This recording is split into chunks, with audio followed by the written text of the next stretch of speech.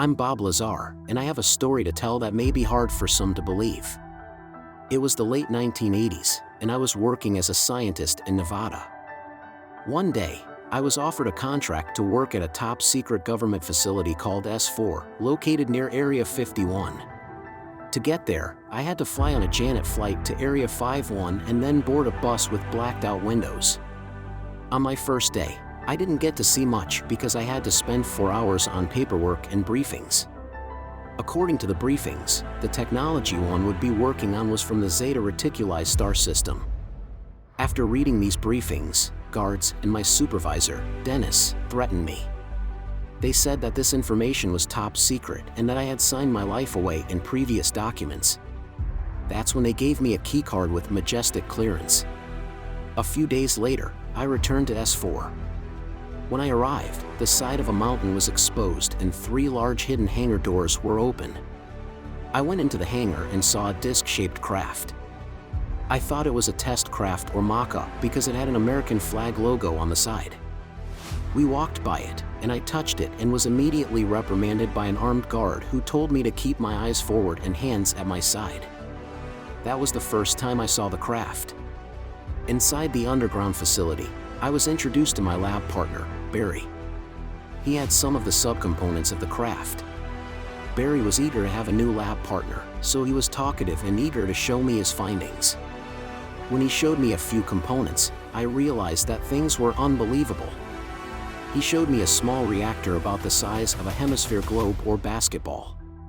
It was affixed to a metal plate and produced a gravitational field when fueled with a metallic substance. We later determined that this substance was a stable version of element 115. Barry told me that the reactor had been taken from a derelict alien craft, and our job was to try and reverse engineer the technology and see if we could duplicate the results with available materials. Barry mentioned that other scientists had died while attempting to tamper with another reactor. They were trying to cut into one when it exploded. But it didn't just explode, it was an unannounced nuclear test. Barry said this attempt was desperate because they weren't making any progress with the research. A week later, I had a hands-on demonstration with one of the 9 craft at the facility, which I called the sport model. When I observed the craft, it looked like it was made of wax and everything was fused together with a radius of curvature. There was a small, foldable hatchway that collapsed in on itself, and the interior was designed for being smaller than humans. I had to duck inside because I'm 5 feet 10 inches and couldn't stand up until I reached the center of the craft. There were 3 small seats, with the center one in front of the gravity reactor. There were no recognizable features inside the craft, such as a bathroom, decorative components, artwork, consoles, buttons, or lights. Everything was metallic silver and smooth. Underneath the main level, I saw 3 gravity amplifiers and gravity emitters. I wasn't allowed to see the top level, but Barry told me it contained a propulsion system that used gravity manipulation. I witnessed a test flight of the craft and was told that it was capable of reaching other planets in our solar system.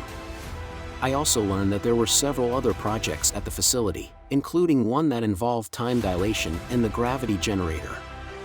After I was forced to leave the facility, I faced a lot of ridicule and disbelief when I tried to share my experiences.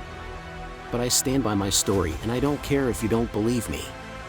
The government is withholding important information about advanced technology and extraterrestrial life. With this technology in the public domain, just think how we could revolutionize our world.